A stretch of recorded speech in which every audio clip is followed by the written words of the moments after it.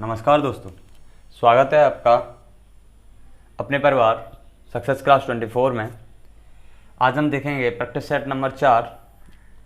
इससे पहले मैंने 3 प्रैक्टिस सेट को क्या अपलोड कर दिया है, तो अभी तक आपने उनको नहीं देखा है तो मैंने डिस्क्रिप्शन में लिंक दे दिया है, तो वहाँ से विजिट करके आप इन प्रैक्टिस सेट को देख सकते हैं। और वीडियो शुरू करने से पहले आपसे एक रिक्वेस्ट करना चाहूँगा कि यदि आपने अभी तक हमारे चैनल को सब्सक्राइब नहीं किया है तो प्लीज़ जाके सब्सक्राइब ज़रूर करें, बेल आइकन को ज़रूर प्रेस कर दें। इस अगली आने वाली जो नोटिफिकेशन हो वो आपको सबसे पहले मिल जाए और आप जो भी क्लास अपलोड की जाए उसका पूरी तरह से आनंद ले सकें। तो चलिए शुरू करते हैं। पहला ये प्रैक्टिस सेट नंबर 4। पहला क्वेश्चन है निम्नलिखित में से कौन सी एक समिति जो नागरिक मूल कर्तव्य को 1976 ईस्वी में सम्मिलित करने की अनुशंसा करती है। तो इसका सही आंसर हो जाएगा ऑप्शन नंबर बी, स्वर्ण सिंह समिति जो है ये 42वें संविधान संशोधन के अकॉर्डिंग जोड़ी गई थी, जो 1976 में की गई थी। यही हमारे मूल कर्तव्यों को जोड़ा था इसी के द्वारा। नेक्स्ट क्वेश्चन है कि द टेन ड्रम किस नोबेल पुरस्कार विजेता की कृति है, तो यह है गुंटर ग्रास की। नेक्स्ट क्वेश्चन है 2015 में भारत ने अपने परमाणु संयंत्र यूरेनियम के लिए संधि निम्नलिखित में से किस देश के साथ की थी, तो इसका सही आंसर हो जाएगा आपका ऑप्शन नंबर ए, कनाडा। निम्नलिखित में से देशांतर में कौन सी रेखा भारत की प्रामाणिक यामोत्तर रेखा है, तो इसका सही आंसर हो जाएगा ऑप्शन नंबर सी, जो 82। इस तरह से भी आपको लिखा मिल सकता है 82 1/2, इस तरह से भी आ सकता है, तो आप ये भी सही मानेंगे। और आपको यहाँ भी ये 82 डिग्री और 30 मिनट, ये आपका सही आंसर हो जाएगा। नेक्स्ट क्वेश्चन है भारत में ब्रॉडगेज में 2 रेल पटरियों के बीच में मानक जो दूरी बताई गई है या रखी गई है वो कितनी है, तो वो है 1.676 मीटर। नेक्स्ट है मिस वर्ल्ड प्रतियोगिता 2015 में जो चीन में आयोजित हुई थी, मरिया लाल गुना ने जीती, वे किस देश की हैं, तो जो मारिया लाल गुना हैं वो किस देश से संबंधित रखते हैं, तो इसका ऑप्शन नंबर सी सही हो जाएगा, स्पेन। नेक्स्ट क्वेश्चन है कर्नाटक के श्रवणबेलगोला में अवस्थित गोमतेश्वर की जो मूर्ति है एक प्रमुख जैन धर्म स्थल है, इस मूर्ति की ऊंचाई क्या है, तो इसका सही आंसर क्या हो जाएगा, इसका सही आंसर हो जाएगा ऑप्शन नंबर डी। अच्छा, अपने श्रवणबेलगोला का नाम आया है तो इससे रिलेटेड एक शब्द वाक्य बता देता हूँ मैं कि यहाँ पर जो श्रवणबेलगोला है यहाँ पर किसने जाके अपना प्राणों को त्यागा था, तो वो थे आपके चंद्रगुप्त मौर्य द्वितीय। जो द्वितीय चंद्रगुप्त मौर्य थे, उन्होंने क्या किया था, यहाँ पे अपनी समाधि ली थी। नेक्स्ट क्वेश्चन है VR कृष्ण अय्यर जो दिसंबर 2014 में दिवंगत हुए थे वो क्या थे, तो वे एक प्रख्यात विधि वेत्ता थे, कानून के वेत्ता थे। नेक्स्ट क्वेश्चन है 14वें वित्त आयोग के अध्यक्ष कौन थे, तो इसका सही आंसर हो जाएगा आपका YV रेड्डी, इसका सही आंसर हो जाएगा। भारतीय उपमहाद्वीप का 7वां सबसे पुराना विश्वविद्यालय जो पटना में स्थापित किया गया था, उसका सही आंसर आपका क्या हो जाएगा, तो ऑप्शन नंबर डी, 1917 में ये स्थापित किया गया था। ये पैसेज टू इंडिया किसके द्वारा रचित है, तो इसका सही आंसर क्या हो जाएगा, तो इसका सही आंसर E.M. फॉस्टर, इसका सही आंसर हो जाएगा। नेक्स्ट है संयुक्त राष्ट्र का जलवायु परिवर्तन सम्मेलन जो है वो 2015 में कहाँ किया गया था, तो 12 का सही आंसर ऑप्शन नंबर बी सही हो जाएगा।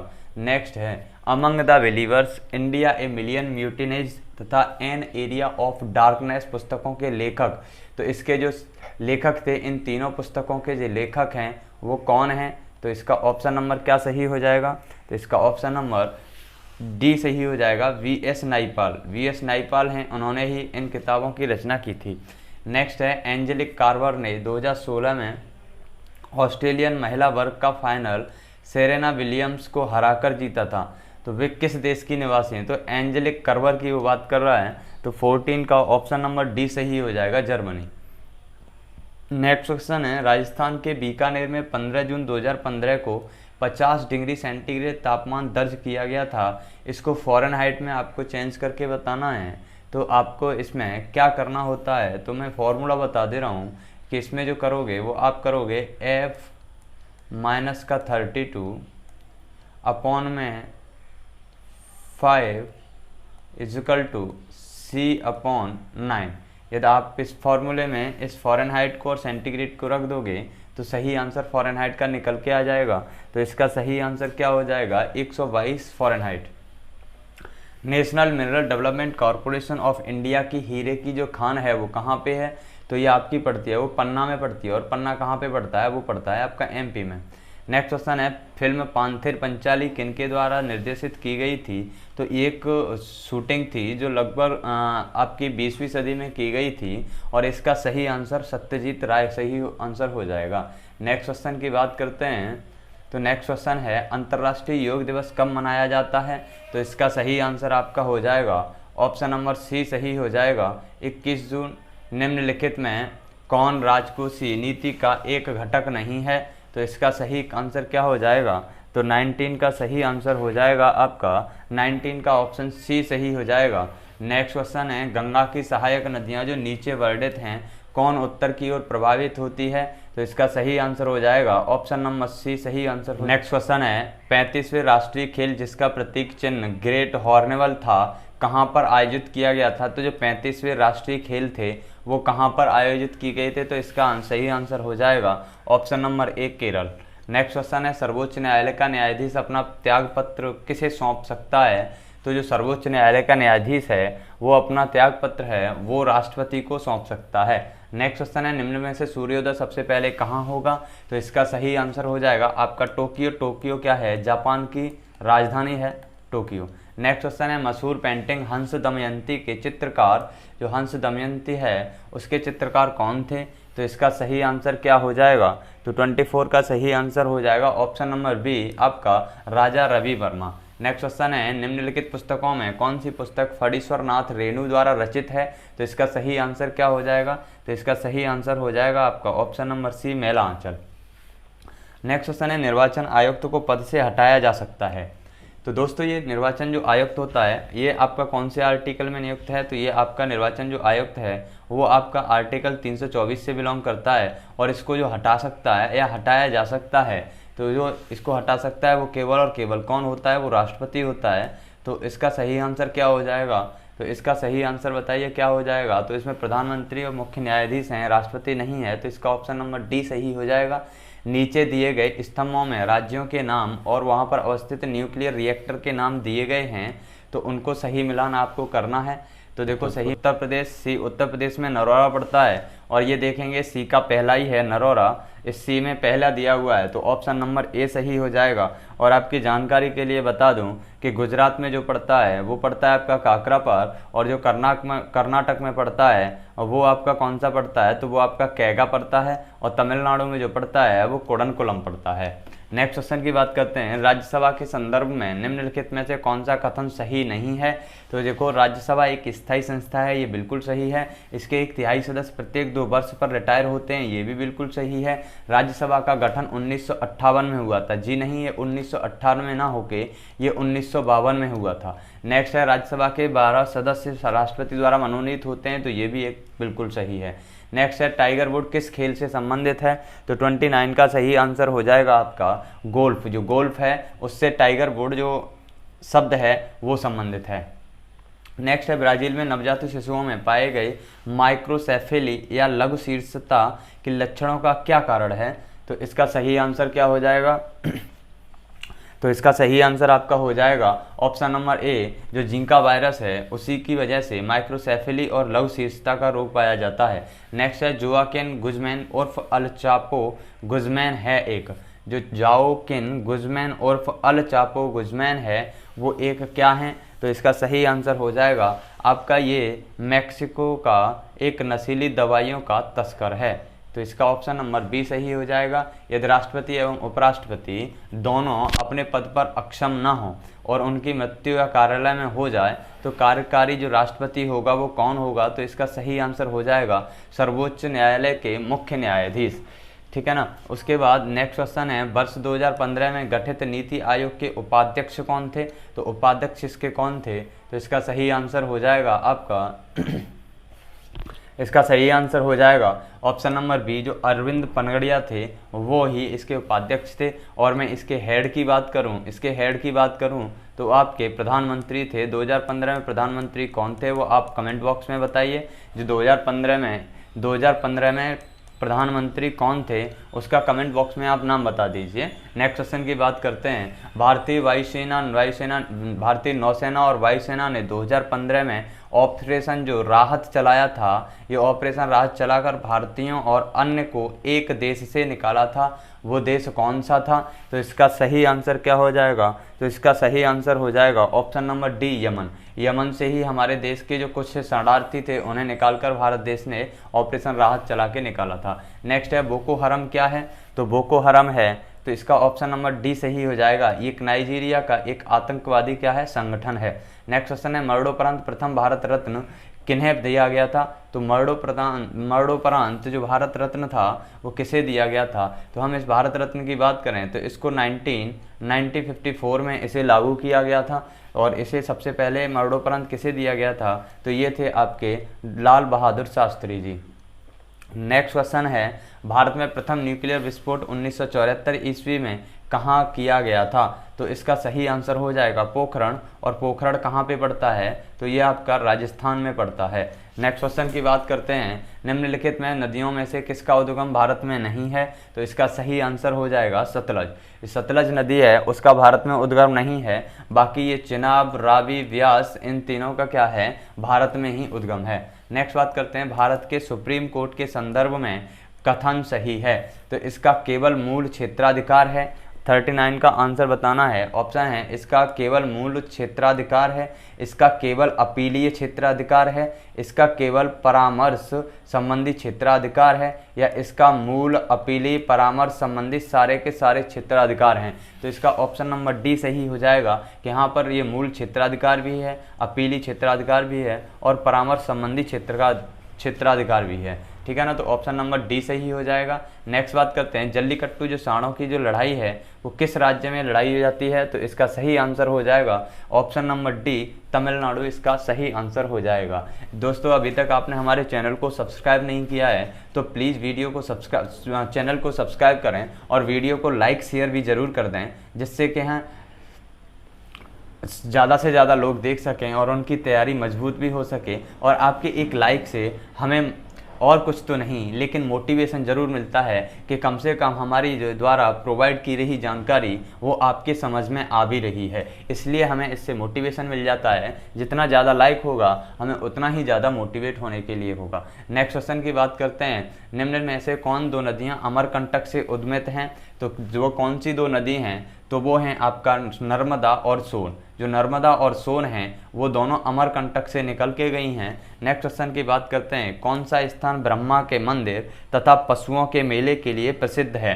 तो इसका सही आंसर हो जाएगा पुष्कर। जो पुष्कर मेला है वो आपका राजस्थान में लगाया जाता है, जहाँ पर हमारे ब्रह्मा जी के मंदिर का निर्माण हुआ था। नेक्स्ट है सोनपुर, यहाँ पे भी एक मेला लगाया जाता है जो कि सबसे बड़ा मेला भी है, लेकिन यहाँ पर ब्रह्मा के मंदिर की बात की है इसलिए आपका पुष्कर हो जाएगा। और यहाँ पे सोनपुर कहाँ पे? तो ये आपका बिहार में मेला लगता है, तो यहाँ पर बिहार में मेला लगता है। तो 42 का सही आंसर क्या हो जाएगा? तो ऑप्शन नंबर ए सही हो जाएगा। और जो सूरजकुंड का मेला लगता है वो आपका हरियाणा में लगता है, और जो उज्जैन का मेला लगता है वो आपका एमपी में लगता है। तो चारों के चारों ऑप्शन क्लियर हो गए। नेक्स्ट क्वेश्चन की बात करते हैं कि भारत का पहला ऑर्गेनिक जो राज्य है, जो ऑर्गेनिक राज्य है जो जैविक खेती के लिए प्रसिद्ध है वो कौन सा है हमारा? तो वो सिक्किम है। नेक्स्ट क्वेश्चन की बात करते हैं। नेक्स्ट क्वेश्चन है उत्खनन कानून कोई कानून नहीं है। उत्खनन कानून कोई कानून नहीं है। भारत के सर्वोच्च न्यायालय ने किस मामले में इस सिद्धांत को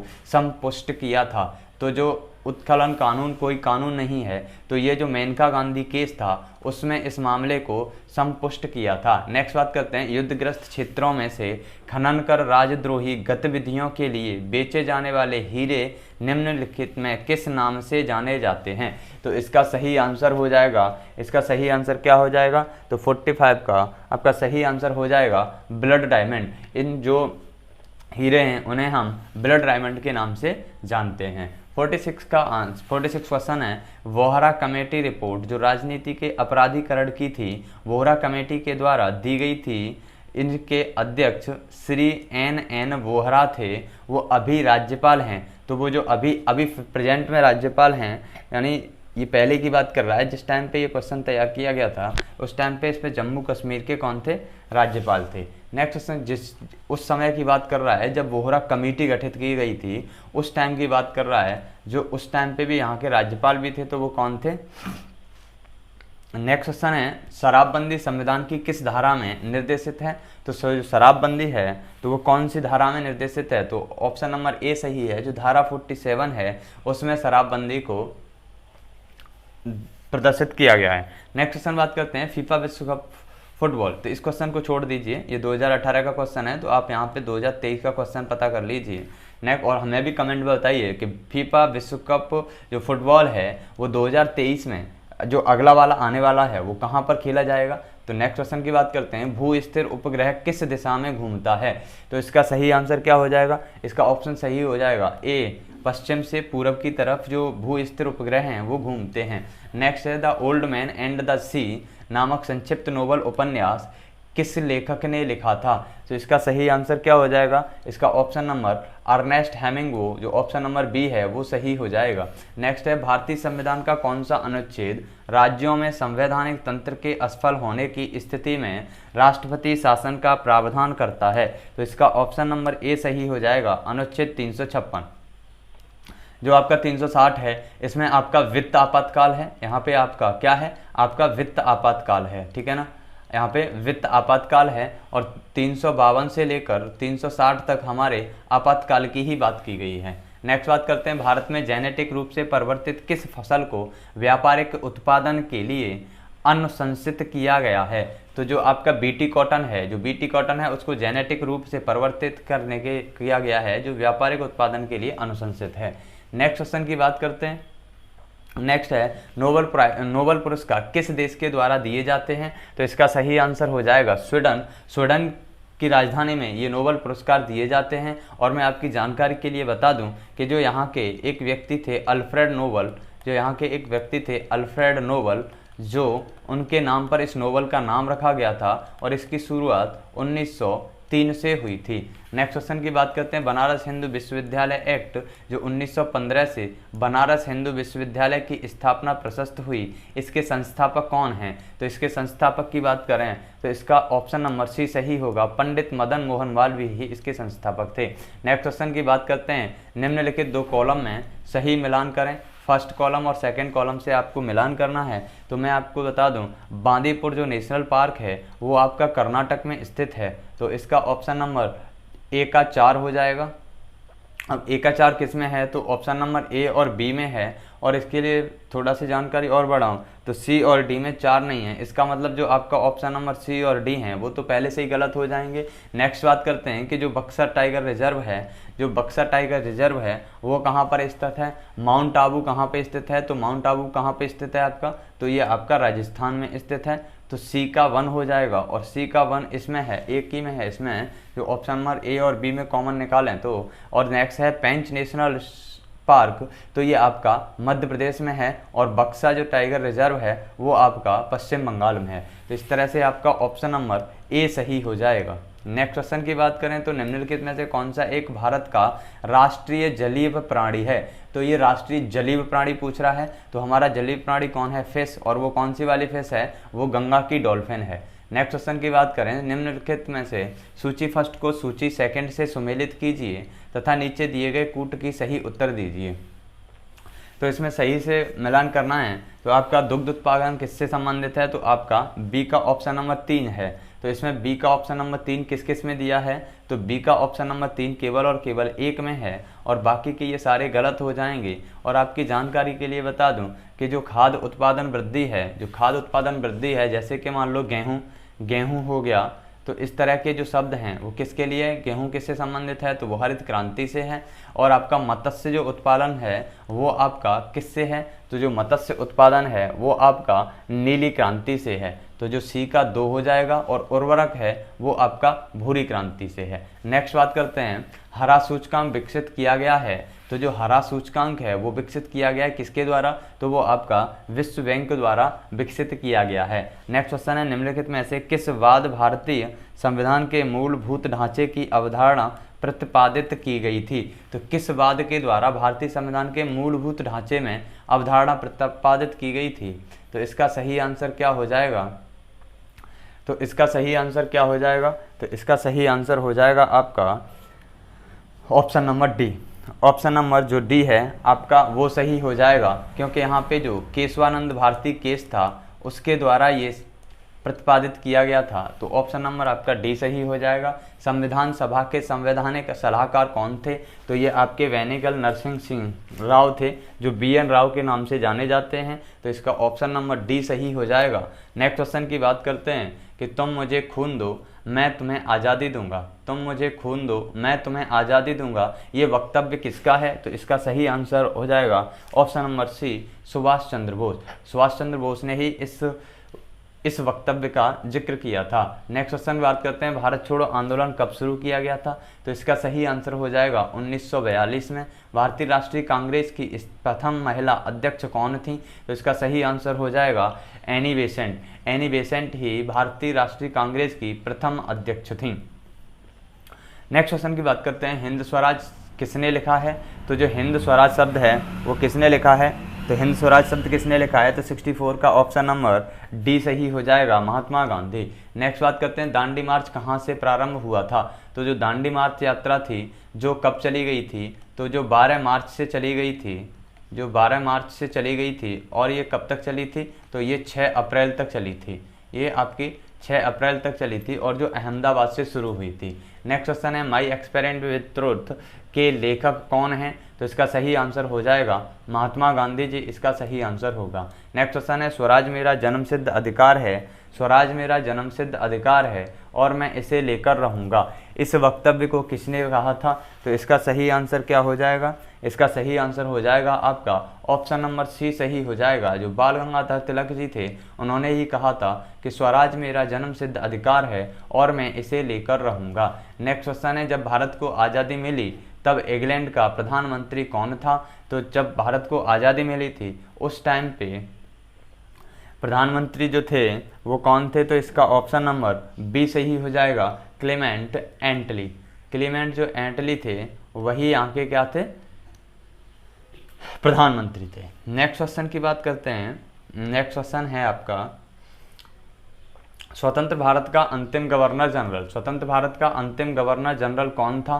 तो इसका सही आंसर हो जाएगा आपका सी राजगोपालाचारी। जो सी राजगोपालाचारी जो थे वो भारत के स्वतंत्र भारत के प्रथम और अंतिम गवर्नर जनरल थे। यदि यहाँ पे प्रथम भी आएगा फिर भी सही होगा और अंतिम भी आएगा फिर भी सही होगा।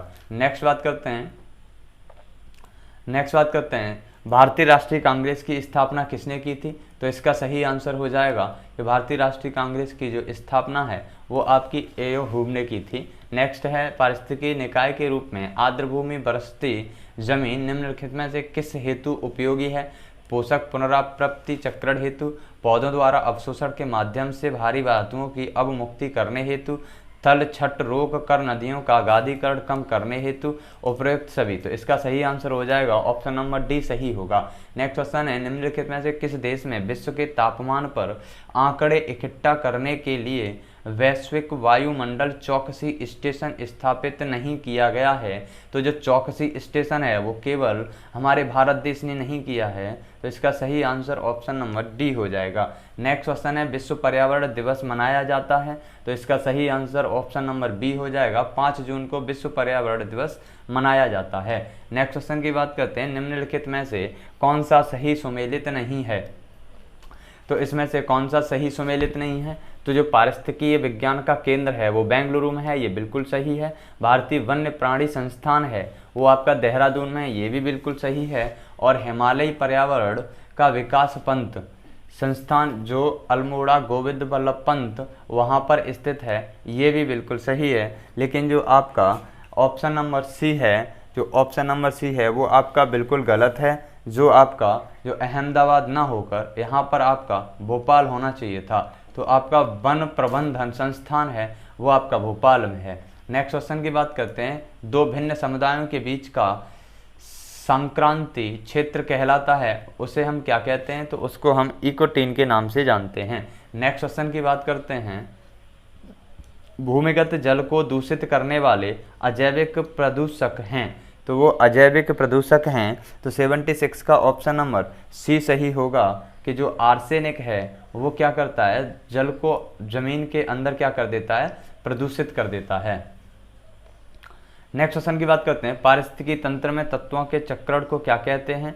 तो जो पारिस्थितिकी तंत्र है वो जो पारिस्थितिकी तंत्र है, तंत्र में तत्वों के चक्रण को क्या कहते हैं? तो इसका सही आंसर आपका 77 का सही आंसर आपका बी हो जाएगा, जैव भू रासायनिक चक्र। जो जैव भू रासायनिक चक्र है उसी को हम क्या बोलते हैं, पारिस्थितिकी तंत्र के तत्वों का चक्रण कहते हैं। नेक्स्ट क्वेश्चन है, सर्वाधिक जैव विविधता कहाँ पे पाई जाती है? तो 78 का क्वेश्चन आंसर सही हो जाएगा ऑप्शन नंबर ए, उष्णकटिबंधीय वर्षा वाले वनों को। नेक्स्ट है, एक मनुष्य के जीवन को पूर्ण रूप से धारण करने के लिए आवश्यक न्यूनतम भूमि को क्या कहा जाता है? तो 79 का ऑप्शन नंबर बी सही हो जाएगा, पारिस्थितिकीय पदछाप। नेक्स्ट है, इकोमार्क उन भारतीय उत्पादों को दिया जाता है, तो वो किन भारतीय उत्पादों को दिया जाता है इकोमार्क्स? तो इसका 80 का ऑप्शन नंबर सी सही हो जाएगा कि वो पर्यावरण के प्रति मैत्रीपूर्ण हो, उसी को इकोमार्क्स दिया जाता है। नेक्स्ट क्वेश्चन है, अपने प्रदूषकों के कारण निम्न में से कौन सी नदी जैविक मरुस्थल कहलाती है? तो वो कौन सी नदी है जो जैविक मरुस्थल कहलाती है? तो 81 का ऑप्शन नंबर सी सही हो जाएगा, दामोदर नदी है जो को क्या कहलाती है, जैविक मरुस्थल के नाम से जानी जाती है। नेक्स्ट बात करते हैं, और मैं थोड़ी जानकारी के लिए बता दूं कि ये आपका छोटा नागपुर पठार से निकलती है, ठीक है ना, ये आपके छोटा नागपुर पठार से निकलती है। नेक्स्ट क्वेश्चन है, वायुमंडल में उपस्थित ओजोन द्वारा निम्नलिखित विकिरण अवशोषित किया है। तो जो निम्नलिखित उपस्थित ओजोन द्वारा जो निम्नलिखित विकिरण अवशोषित किया है, तो 82 का ऑप्शन नंबर सी सही हो जाएगा, पराबैंगनी। नेक्स्ट क्वेश्चन की बात करते हैं, सूची फर्स्ट को सूची सेकंड से सुमेलित कीजिए, सूचियों के नीचे दिए गए कूट का उपयोग करके सही उत्तर बताइए। तो नेक्स्ट है नौकरेक। तो नौकरेक जो अभ्यारण्य है वो कहाँ पर स्थित है? तो वो आपका कहाँ पे स्थित है? मेघालय में। और जो मानस है आपका वो है आपका असम में। दिबांग कहाँ पे है? तो ये आपका अरुणाचल प्रदेश में। और अगस्तमलाई है वो आपका केरल में है। तो इसका सही आंसर क्या हो जाएगा? तो इसका सही आंसर हो जाएगा 3, 2, 4, 1। तो आपका 3, 2, 4, 1 इसका सही आंसर हो जाएगा। तो 3, 2, 4, 1 इसका सही आंसर हो जाएगा। और ये ऑप्शन नंबर बी सही है, 3, 2, 4, 1 इसका सही आंसर हो जाएगा। नेक्स्ट है, किस स्तर पर डेसिमल में अधिक की ध्वनि खतरनाक ध्वनि प्रदूषण कहलाता है? तो वो यदि 80 डेसिमल से ऊपर जाती है कोई ध्वनि तो वो ज़्यादा प्रदूषण में गिनी जाती है। नेक्स्ट है, निम्नलिखित में से कौन सी जैव विविधता के संरक्षण के लिए महत्वपूर्ण रणनीति है? तो 85 का आपका सही आंसर हो जाएगा जैव मंडल रिजर्व। तो जैव मंडल रिजर्व इसका सही आंसर होगा। नेक्स्ट है, निम्नलिखित में से कौन सा पदार्थ सर्वाधिक तापन उत्पन्न करने में योगदान नहीं करता है? तो इसका जो सर्वाधिक तापन उत्पन्न करने में कौन योगदान प्रदान नहीं करता है? तो इसका ऑप्शन नंबर 86 का ऑप्शन नंबर ए सही हो जाएगा। सल्फर एंड नाइट्रोजन के ऑक्साइड हैं वो आपका अत्यधिक तापन उत्पन्न नहीं करते हैं। नेक्स्ट है, निम्नलिखित में से कौन सी एजेंडा 21 की सही परिभाषा है? तो 87 का सही आंसर आपका क्या हो जाएगा? तो जो एजेंडा 21 है वो यह 21वीं सदी में विश्व पर्यावरण संरक्षण हेतु एक कार्य योजना है। तो एजेंडा 21 क्या है? तो ये विश्व पर्यावरण से संरक्षण करने के लिए कार्य योजना बनाई गई है। नेक्स्ट क्वेश्चन है, अम्ल वर्षा निम्नलिखित द्वारा वायु प्रदूषण के द्वारा होती है। तो इसका सही आंसर क्या हो जाएगा? इसका ऑप्शन नंबर डी सही हो जाएगा। नाइट्रस ऑक्साइड और सल्फर डाइऑक्साइड के द्वारा ही हम अम्ल वर्षा करवाते हैं। नेक्स्ट क्वेश्चन है, निम्नलिखित युग्मों में कौन सा एक सही सुमेलित है?